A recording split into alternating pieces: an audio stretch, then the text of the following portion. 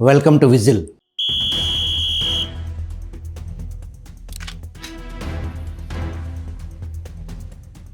రెండు 2019 ఎన్నికల్లో వైసీపీ ఘన విజయం సాధించి అధికారంలోకి వచ్చినప్పుడు ప్రస్తుత పురపాలక శాఖ మంత్రి పొంగూరు నారాయణ తన సొంత ఊరు, సొంత నియోజకవర్గం నెల్లూరుకు 4 ఏళ్ల పాటు దూరంగా ఎందుకున్నారు? వైసీపీ ప్రభుత్వంలో నాటి ముఖ్యమంత్రి జగన్మోహన్ రెడ్డిని నారాయణ వ్యక్తిగతంగా కలవటానికి తహతహలాడారా? ఇంతకు నారాయణ సారు జగన్ రెడ్డి గారిని కలిశారా? కలిస్తే వారిద్దరి మధ్య జరిగిన సంభాషణ సారాంశం ఏంటి అనే విషయాలతో పాటు ప్రస్తుతం మంత్రి నారాయణ గారి పనితీరుపై వచ్చే విమర్శలను విశ్లేషిద్దాం.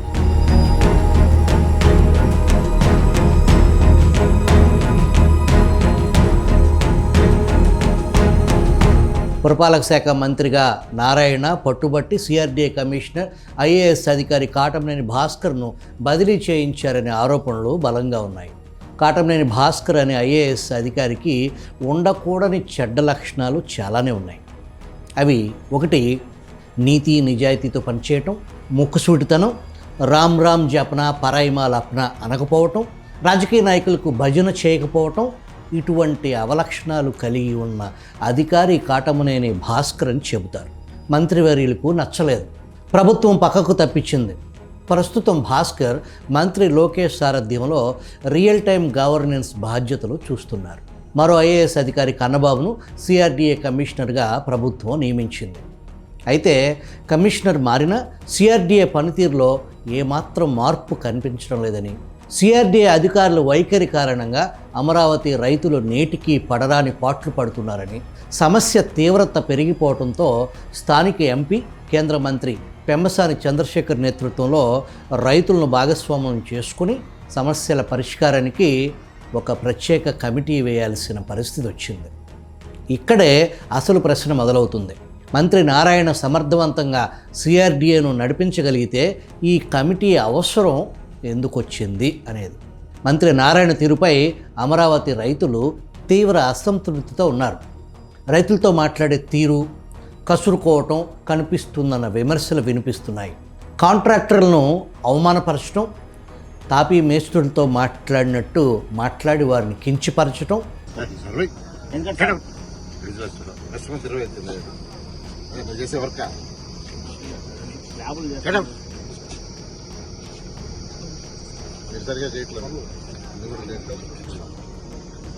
సాధ్యం కాని లక్ష్యాలు పెట్టి చివరకు వ్యవస్థను నిందించటం, మొత్తానికి సమస్యను పరిష్కరించాల్సిన చోట చింపి చాటంత చేస్తున్నారన్న భావన అక్కడి వారిలో బలంగా ఉంది. మరోపక్క విజయవాడ ట్రాఫిక్ సమస్య, పద్మవ్యూహం ఏళ్ల తరబడి ప్రత్యామ్నాయ రోడ్ల విస్తరణకు నోచుకోకపోవడంతో విజయవాడ నగరంపై ట్రాఫిక్ ఒత్తిడి తీవ్రంగా పెరిగింది. నగరంలోని కీలక కూడళ్లన్నీ పద్మవ్యూహాన్ని తలపించేలా మారాయి. సమస్య పరిష్కారానికి ఇటీవల సిఆర్డీఏ టెండర్లు పిలిచినా చివరి దశలో వాటిని రద్దు చేయటం, పరిస్థితి మళ్ళీ మొదటికే వచ్చింది. నగర అవసరాలకు తగిన రహదారులు లేకపోవటం ప్రజలకు నిత్య ఇబ్బందులుగా మారింది. ముఖ్యంగా నగర శివారు ప్రాంతాలకు రహదారుల అనుసంధానంపై సిఆర్డీఏ దృష్టి పెట్టాల్సిన అవసరం ఎంతో ఉంది. ఇలాంటి పరిస్థితుల్లో పలుమార్లు టెండర్స్ రద్దు చేయటం స్థానికులను ఆందోళనకరంగా మారుస్తుంది. అసలు విషయానికి వస్తే 2019 ఎన్నికలకు ముందు నాటి ముఖ్యమంత్రి చంద్రబాబు నాయుడు స్వయంగా విజయవాడ ట్రాఫిక్ సమస్యలపై సమీక్ష నిర్వహించారు. నగరంలో ట్రాఫిక్ కష్టాలు తగ్గించడం, ఎయిర్పోర్ట్ ప్రయాణికులకు ఆలస్యం లేకుండా చూడటం, స్కూల్ జోన్స్లో లారీల ప్రవేశం నిషేధించటం, భారీ వాహనాలకు ప్రత్యామ్నాయ మార్గాలు, ఇవన్నీ కలిపి ఒక స్పష్టమైన ప్రణాళిక నాడు రూపొందించారు. దాని ప్రకారమే 2019లో టెండర్లు పిలిచి పనులు ప్రారంభించారు. ప్రభుత్వం మారింది. 2019లో జగన్ అధికారంలోకి వచ్చిన తర్వాత రివర్స్ టెండరింగ్ పేరిట విజయవాడకు అత్యంత కీలకమైన రోడ్లు ఎక్కడవక్కడే ఆగిపోయాయి. అభివృద్ధి పూర్తిగా నిలిచిపోయింది. జగన్ ఇంటికి పోయి కూటమి ప్రభుత్వం అధికారంలోకి వచ్చి 2 ఏళ్లు కావస్తుంది. పురపాలక శాఖ మంత్రి నారాయణ పరిధిలోని సిఆర్డీఏ ఇప్పటి వరకు 3 సార్లు టెండర్లు పిలిచింది. ఇప్పుడు మూడోసారి కూడా టెండర్లు రద్దు చేయబోతున్నారన్న వార్తలు రావడంతో అత్యంత ఆందోళన కలిగిస్తుంది.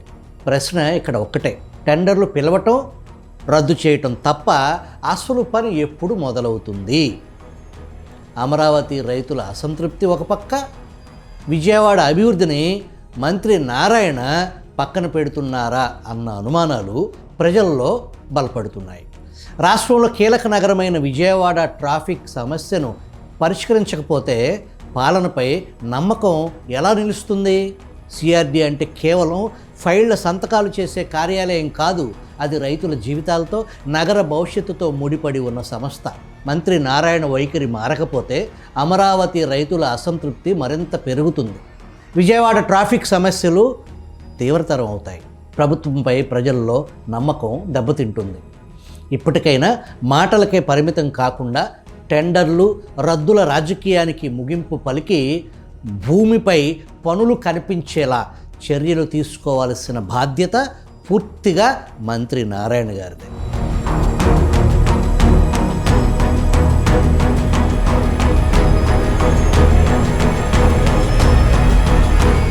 ఓకే, ఇక విశ్లేషణ ముగించేద్దామా? అసలు విషయం చెప్పకుండా అలా ఎలా కుదురుతుంది అంటారా? మంత్రి నారాయణ ప్రస్థానం అధికార వ్యాపారాల మేళవింపు. నారాయణ గారి రాజకీయ జీవితం ఒక సాధారణ రాజకీయ నాయకుడి కథ కాదు. విద్య, వ్యాపారం, రాజకీయ అధికారం, అవకాశవాద రాజకీయాలు, ఈ మూడు కలిసిన ఒక ప్రత్యేక నమూనా. దేశవ్యాప్తంగా 23 రాష్ట్రాల్లో 900కు పైగా నారాయణ విద్యా సంస్థ ఉండటం అంటే అది చిన్న విషయం కాదు. ఇది కేవలం విద్య కాదు, వేల కోట్ల రూపాయల వ్యాపారం, లక్షలాది మంది విద్యార్థులు, ఉద్యోగులు, ప్రభుత్వ విధానాలపై ఆధారపడే వ్యవస్థ. ఇలాంటి స్థాయిలో ఉన్న వ్యక్తికి రాజకీయ అధికారం ఒక రక్షణ కవచం. నారాయణ గారు చంద్రబాబు నాయుడు గారికి అత్యంత సన్నిహితులు. రాష్ట్ర విభజన అనంతరం నారాయణ గారిని క్యాబినెట్లోకి తీసుకున్నారు. ఆ తర్వాత ఎమ్మెల్సీగా ఎంపిక చేశారు. ఈ విధానం చూస్తే స్పష్టంగా అర్థమయ్యేది ఏంటంటే, పార్టీలోని సామాన్య కార్యకర్త స్థాయి నుంచి వచ్చిన నాయకుడు కాదు, వ్యాపార బలం, రాజకీయ పదవులు. ఇక్కడే ఒక ప్రశ్న మొదలవుతుంది. నారాయణ రాజకీయాల్లోకి వచ్చింది ప్రజల కోసమా లేదా తన వ్యవస్థ రక్షణ కోసమా? 2019 ఎన్నికల్లో నెల్లూరు నుంచి ఓడిపోయారు, అంతే, అదృశ్యం. ప్రజా ఉద్యమాలు లేవు, పార్టీ కార్యక్రమాల్లో కనిపించలేదు. సొంత నియోజకవర్గానికి దూరంగా 4 సంవత్సరాలు రాజకీయ అజ్ఞాతవాసం. ఇది చాలా కీలక అంశం. సాధారణ రాజకీయ నాయకుడైతే ఓడినా ప్రజల మధ్యే ఉంటాడు, ప్రతిపక్షంలో ఉండి పోరాడతాడు. కానీ ఇక్కడ జరిగిందేంటి? పార్టీ ఓడిపోయింది, నాయకుడు మాయమయ్యాడు. నారాయణ ఒక వ్యక్తి కాదు, ఒక మోడల్. భారత రాజకీయాల్లో పెరుగుతున్న వ్యాపార రాజకీయ మోడల్కి ఆయన ఒక ప్రతిరూపం. ఈ మోడల్లో వారికి ప్రజలు వారికి అవసరమైనప్పుడు మాత్రమే గుర్తుకొస్తారు.